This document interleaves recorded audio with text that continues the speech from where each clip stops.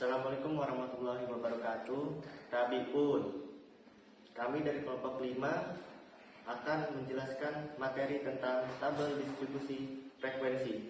Saya Muhammad Darmono dengan NPM 220143 yang akan menjelaskan tabel distribusi frekuensi.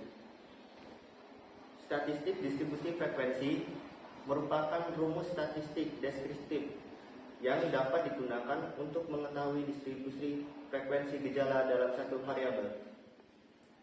Untuk mempermudah memahami karakteristik suatu data observasi, data tersebut dikelompokkan dalam beberapa kelompok kelas, yang mana masing-masing kelas menampung sebagian data observasi. Menurut Al-Ghifari 1994, langkah-langkah yang dilakukan untuk membuat tabel distribusi frekuensi adalah sebagai berikut. 1. Urutkan data dari nilai data tertinggi ke nilai data terendah. 2. Tentukan jumlah kelas yang digunakan pada tabel distribusi formula yang digunakan, yaitu K sama dengan plus 3,33 log N, yang menyatakan bahwa K sama dengan jumlah kelas, N banyaknya data observasi. 3. Menentukan interval kelas. Besar interval kelas yang digunakan pada tabel distribusi frekuensi juga bebas ditentukan oleh pembuatnya. Akan tetapi perlu diingat bahwa besar interval kelas untuk semua kelas dan nama. Formula yang digunakan untuk menentukan besar interval kelas yaitu CI sama dengan R per K. CI sama dengan interval kelas, R selisih nilai data tertinggi atau terendah atau range, K sama dengan jumlah kelas. 4. Menyusun data ke dalam tabel distribusi frekuensi. Sebelum menyusun data ke dalam tabel distribusi frekuensi, terlebih dahulu ditentukan nilai terendah pada kelas yang pertama. Misalnya, menentukan nilai terendah dari kelas yang pertama terlalu kecil dengan jumlah kelas dan interval kelas yang sudah ditentukan, sehingga kelas yang pertama tersebut tidak menampung data observasi. Dan di sini saya akan menyebutkan satu contoh kasus di mana seorang kepala madrasah ingin mengetahui distribusi frekuensi siswa berdasarkan jenis kelaminnya, latar belakang pesantren, dan juga kerajinannya dalam membayar SPP. Dengan data sebagai berikut.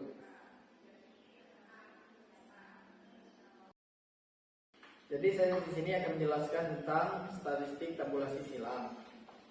Statistik tabulasi silang merupakan rumus statistik deskriptif korelatif yang dapat digunakan untuk mengetahui distribusi frekuensi gejala suatu variabel apabila variabel tersebut dihubungkan dengan variabel yang lain. Tabulasi silang menggambarkan hubungan dari dua variabel atau lebih yang mana hubungan tersebut bukan merupakan hubungan sebab akibat.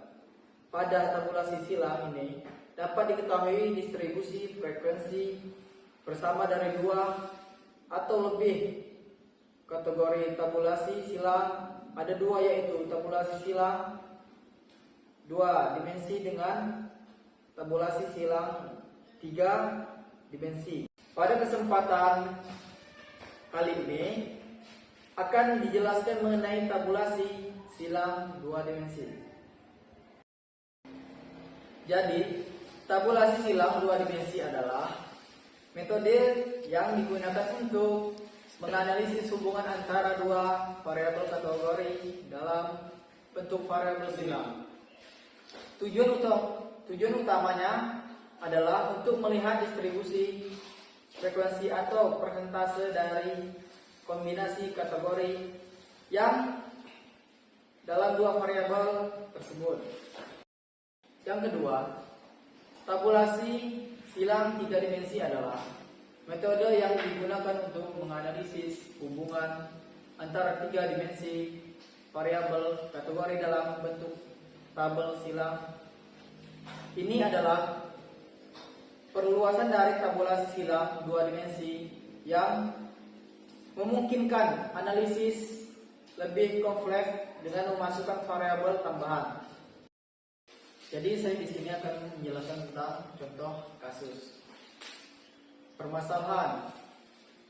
Seseorang kepala madrasah ingin mengetahui distribusi frekuensi siswa berdasarkan jenis kelamin dan latar belakang kesantrian. Jadi akan dijelaskan pada tabel berikut.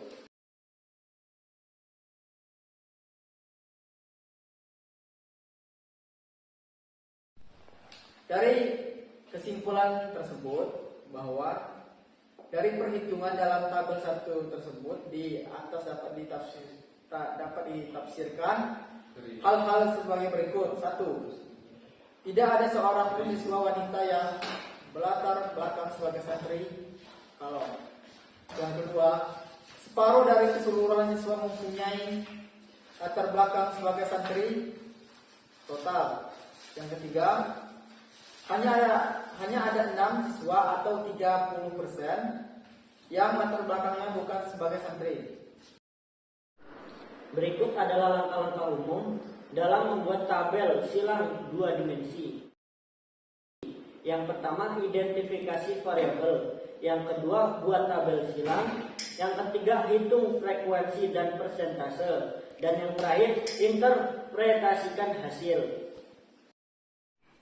Dan untuk langkah-langkah tabulasi silang 3 dimensi itu tidak jauh berbeda dengan langkah-langkah tabulasi silang 2 dimensi.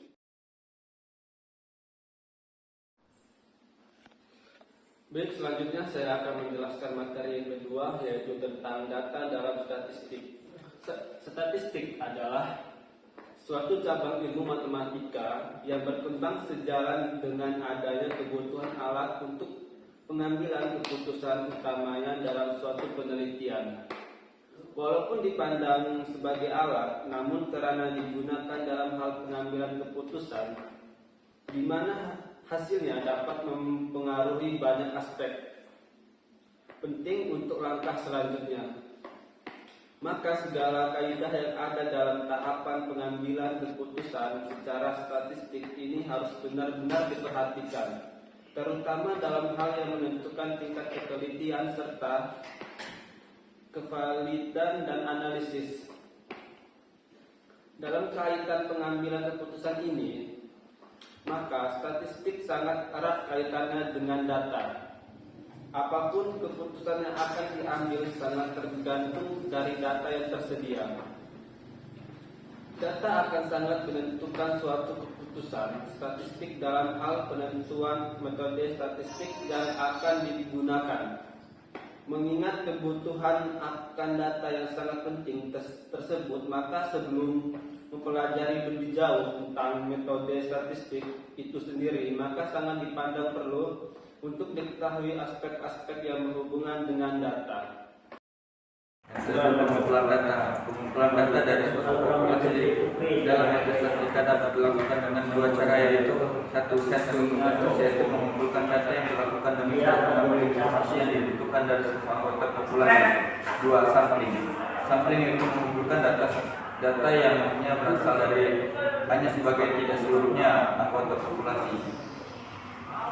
Dari kedua metode di atas saja sekali terlihat adanya perbedaan yang menjolok, yaitu dari segi asalnya data. Selanjutnya dari perbedaan tersebut juga akan mengakibatkan adanya perbedaan dalam hal yang sangat penting, yaitu dalam metode pengambilan keputusan perlu diketahui apapun metode perkumpulan data yang digunakan. Pengambilan keputusan tetap menunjukkan untuk menyembuhkan kondisi real dari populasi. Melalui sensus maupun sampling, maka ada berbagai macam data yang dapat dikualifikasi. Senyum lagi ya. Misalkan jenis kelamin, pangkat, dan lain-lain.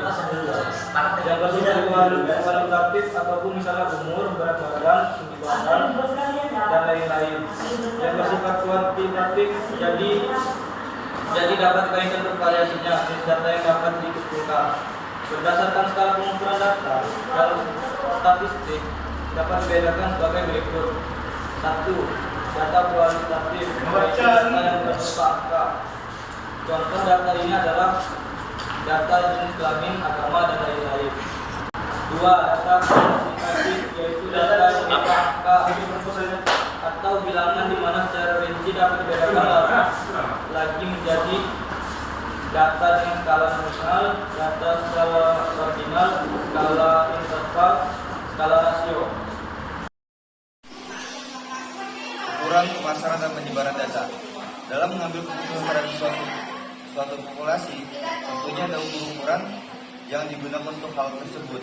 Dalam statistik, pengambilan keputusan terhadap populasi dapat dilakukan dari aspek kesamaan agar anggota populasi atau perbedaannya. Ukuran ini secara statistik disebut ukuran pemusatan yang mengindikasikan di mana letak persamaan populasi tersebut, dan ukur penyebaran yang lebih mengidentifikasi seberapa perbedaan antara anggota populasi.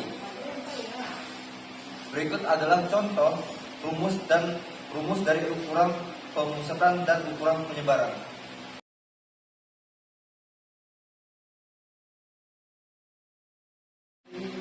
Sekian pemaparan dari kelompok kami. Kami akhiri. Wassalamualaikum warahmatullahi wabarakatuh.